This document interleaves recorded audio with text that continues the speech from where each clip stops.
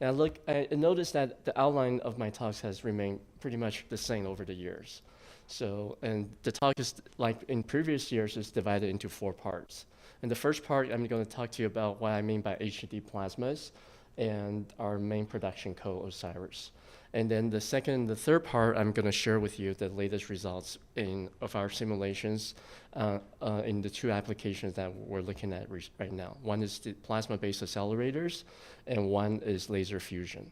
And also the last part, I'm going to talk to you about what we've been doing in terms of co-development and moving forward toward exascale. So, but in each of these parts, because the outline is more or less the same, so in each part, I'm going to emphasize what's new this year in our project. And so what do I mean by HDD plasmas? So as I mentioned, the 2 problems that we're interested in mostly, one is the plasma-based accelerators. In this case, it's HDD because it contains a large amount of energy in a very compact space. Because of that, the plasma response is very nonlinear. So under these scenarios, the fluid approximation may not be any good. So you need to use kinetic simulations. And the second problem, which is laser fusion, the kinetic energy per volume inside the fusion target is quite high, and the system is not near equilibrium. So in these cases, the fluid approximation, once again, is not very good. So you need to go to, once again, need to go to a kinetic model. And the kinetic model that I will be using here is the code Osiris. The code is developed jointly by UCLA and the IST group in Portugal. And Osiris is fairly mature. It's about 15 years old. And in fact, we have moved forward to Osiris 4.0, which uses Fortran 2003. So it contains many features, but the features that's of interest to this particular group is that one, it scales very well up to about 1.6 million cores, and it has dynamic load balancing, and it has 3 levels of parallelism this year. It contains MPI, OpenMP, and also vector parallelism on the Intel PHY, which I will talk about toward the end of my talk. And it has full Intel PHY support and also a CUDA branch for the GPU. All right, so now let's move to physics. So the first problem I want to talk about is plasma-based accelerators. So in plasma-based accelerators, it includes 3 parts: a driving bunch, a witness bunch, and the plasma. So in a plasma-based accelerator, the driving bunch loses energy and drives plasma waves. And then the witness bunch sits in the back of the plasma wave, and it uses the plasma wave to accelerate. So the plasma-based accelerators come in 2 flavors. In cases where the driving bunch is a laser, it's called LWFA, or laser Wakefield accelerators. And in cases where the driving bunch is a particle beam, it's called PWFA, or plasma Wakefield accelerators.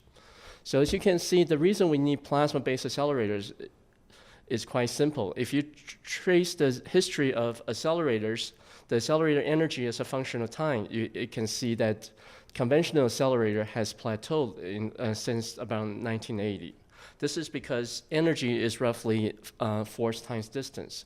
And for conventional methods, the only way to increase energy is if you make the accelerators bigger and bigger. On the other hand, plasma-based accelerators has been growing exponentially since its inception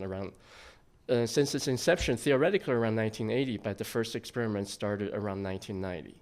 And in fact, around 2007, we have what we call an energy doubling experiment, where we double the energy using 1 meter of plasmas. And the driver is a slack beam, which took 2 kilometers to accelerate to the 40 GeV initial energy.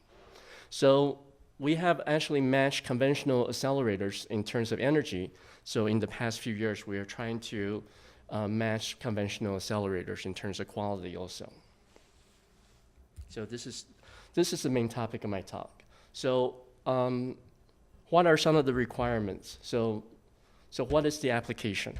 So the applications I'll be talking about is the X-ray FEL. And as mentioned in this morning's talk, the SLAC facility has now been converted into a light source called LCLS, or linear coherent light source. So in this case, the SLAC beam goes through an undulator, and the coherent X-ray comes out. And the importance of the LCLS can be seen here in this 2-dimensional plot of all the light sources around the world. You can see FEL occupies a very unique space. And the parameter, this two-dimensional space is described in terms of the laser energy and also its peak brightness. So the energy, or the photon energy, roughly describes its wavelength, which actually tells you how fine a structure that the light can resolve. So for both synchrotron and X-ray FELs, the wavelength of the light is in the order of angstroms, so they can resolve nuclear structures. However, as you can see, synchrotrons are very long pulse, so they have very low brightness. On the other hand, X-ray FELs have very high brightness, and brightness roughly translates to the photon density.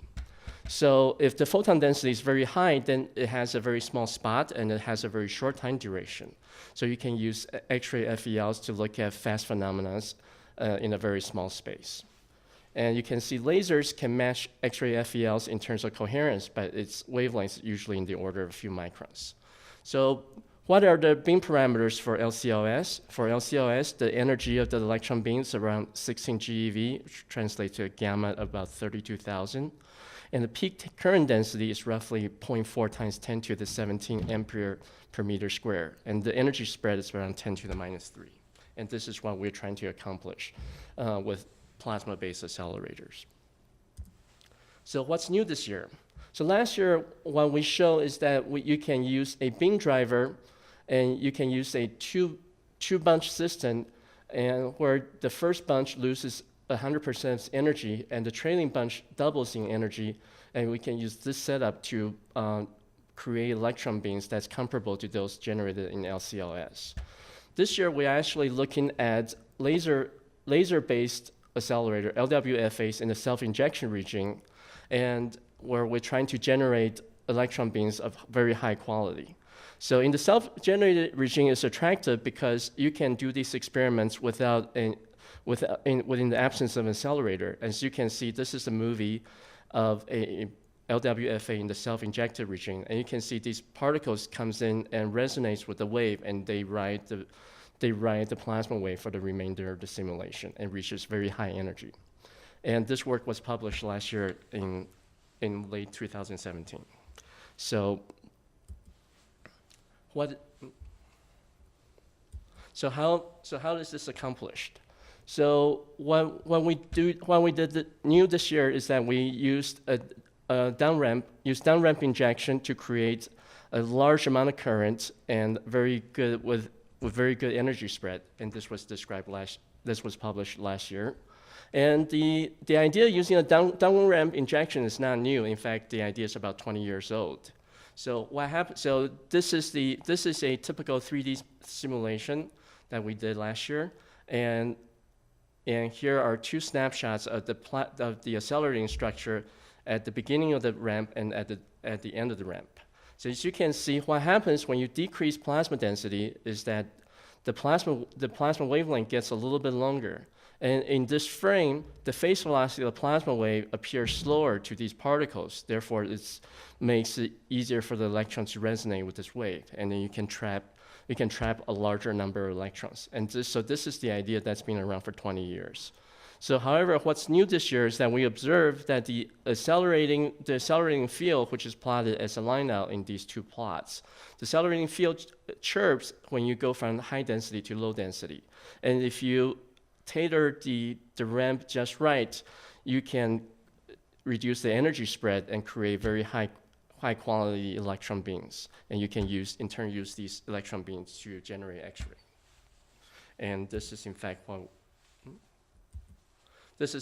we saw in our simulations. And this is the result of our 3D simulation using about 3 millimeters of plasma with a 1 millimeter downward ramp. As you can see, at the end of the simulation, you generate about a 2 micron section of energetic electrons with an energy spread about 10 to the minus 3. And here is the distribution of the electrons that's zoomed in. And the peak current in this 2 micron segment is also around 10 to the 18 ampere per meter square, which also matches LCOS. The only thing that isn't quite up to par compared to conventional accelerators is peak energy. So for the 3 millimeter plasma, the peak energy of these electrons is about 300 MeV, which translates to an X-ray of wavelength about 4 nanometers. But in terms of energy spread and peak current, it matches quite well with LCOS. All right. So let's now move to our second physics topic, which is that of laser fusion. So in the first problem, we're trying to drive a plasma wave as big as possible. And here we're trying to minimize the laser plasma interaction in the fusion target. So in a fusion target, the laser comes in and it enters a hole run, and the distance from the laser entrance hole to the goal wall is around 1 millimeter. And along this laser path, the laser can undergo laser plasma interaction, and where the lasers turn into a backward going laser and also plasma waves. And LPI is detrimental to laser fusion in 2 ways. One is that the light can go back and no longer is coupled to the target. And also the plasma wave that's generated can accelerate electrons, and the electrons can in turn heat up the target and making the target harder to compress. So the LPI problem is very difficult because all the different lengths and time scale involved. The length scale here spans about 3 orders of magnitude from 1 micron, which is roughly the wavelength of the laser, to a millimeter, which is the inner beam path. And the time scale spans about 6 orders of magnitude from 1 femtosecond, which is roughly the laser period, to 20 nanoseconds, which is the duration of the NIF pulse. So around 10 years ago, when I started, we actually studied the LPI problem in 1D. And this is because the SRS process is 1D in nature. By that, I mean the incident laser, the backscatter light, and the plasma wave all move in the same direction. However, there are, Blue Water allows to look at LPIs in 2D and hopefully eventually in 3D, because there are a lot of higher dimensional effects in these processes. And you can see that because the laser is far from a plane wave, and this is what the laser spot looks like. In fact, each of these NIF quads is actually made out of 4 lasers with 4 different, with crisscross or different arrangements of polarizations. And the laser spot is far from being a plane wave. And there are smoothing techniques which breaks out these beams into little dots, which are called laser speckles. And these laser speckles are 2 to 3 microns in diameter. And also they can be further smooth by adding motions to these beams. So in a time average sense, they're even more smooth than these static speckles. And actually, in previous 2D studies with static speckles, we actually see that static speckles are worse for LPI, because we have demonstrated that one hotspot can actually create an avalanche in this neighborhood through actually seeding or this other process called inflation, which I don't have time to talk about. So in the past couple years, we've been adding more realisms into our beam optics to include both static speckles and also speckles that moves in time, which the technical term for this is the temporal bandwidth. So we actually showed that by adding sufficiently large temporal bandwidth, we can suppress LPI, and I will show you some of the latest results now. So here is the laser speckle pattern created by our code over a duration about tens of picosecond. And you can see the algorithm to create these speckle patterns is quite complicated. And we actually use the same algorithm that's used in the NIF optics. So what's new this year? And so in the past 2 years, we've been actually doing 2-dimensional simulations along the NIF density gradient using density and laser parameters relevant to NIF. So what's new this year is actually we have done a 2D simulation that's about 750 microns long. That's almost the full inner beam path. And we use the width of these simulations around 80 microns, which correspond to about 28 laser speckles across to get good statistics. And each of these simulations take about 3 to 5 million core hours each. I'm telling. So here is a movie of our simulation results. And the middle row here shows the laser pattern for RPP, which is static speckle, and the two simulations on the right includes temporal smoothing with different bandwidth. For the 1 terahertz bandwidth, the laser pattern changes roughly once every picosecond. And for the 6 terahertz bandwidth, the laser pattern changes roughly 6 times every picosecond. And as you can see, and the top row is the snapshots of plasma wave for these 3 simulations. As you can see, as you increase the bandwidth, you introduce more incoherence, and so the plasma wave, so the parametric process cannot start, and you see less plasma wave activities. And I'll play that movie now and summarize the results. And here's the laser propagation, and you can see this is the static laser pattern, and this is a laser pattern with a small amount of temporal bandwidth, and this is the laser pattern with a large amount of temporal bandwidth. And you can see it drives a different amount of plasma waves. And also you can see in terms of reflectivity, using the static laser speckle pattern is actually worse than using a plane wave. And if you add temporal bandwidth that's 1 terahertz or above, you can reduce the reflectivity by a factor of 2 or by a factor of 4. Of course. So right now, what we're doing is actually 2D multi-speckle simulations or 3D single speckle simulations. Each of these simulations take anywhere from 5 to 15 million hours long. But however, to do a 3D multi-speckle simulation like those shown here requires 1 billion CPU hours, which correspond to about two full months on the full blue waters, and it's quite out of reach today. So we're doing a lot of development work for exascale. So I'm going to just go really fast and just to say that we have a GPU version of our code. The GPU version breaks up the GPU into tiles, and each tile is associated with each thread block, and we do the communication within the tiles internally. So this replaces LPI.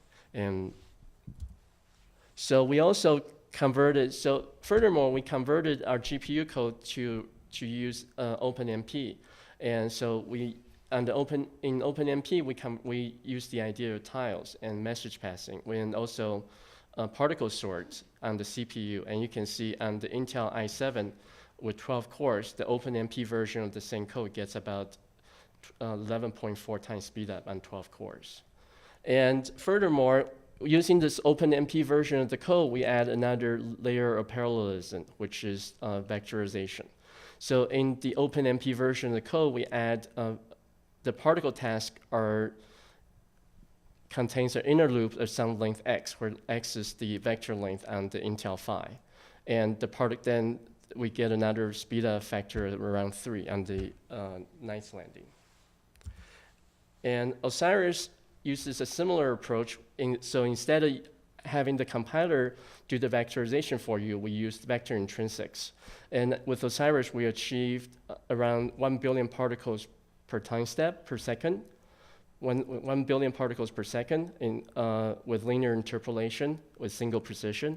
And on the NERSC Cori machine, we get about 90% efficiency on 8,000 nodes. And this is with strong scaling. And on weak scaling, the scaling is almost perfect. So, and based on these timing results, we have applied to be an early user on the Aurora facility. And the Aurora is about 50 times faster than Cori. And if we're chosen as one of the early users, we will have roughly the equivalent of 1 full year of Cori allocation as an early user. And we can do some of these simulations that I talked about earlier. And we're also looking at the possibility using machine learning, either from experimental results of fluid simulation to identify regions where kinetic physics are important, and use machine learning to trigger kinetic simulations on exascale machines in 3D. So thank you for your attention. Oh, and also here's the list of our publications from last year. And thank you.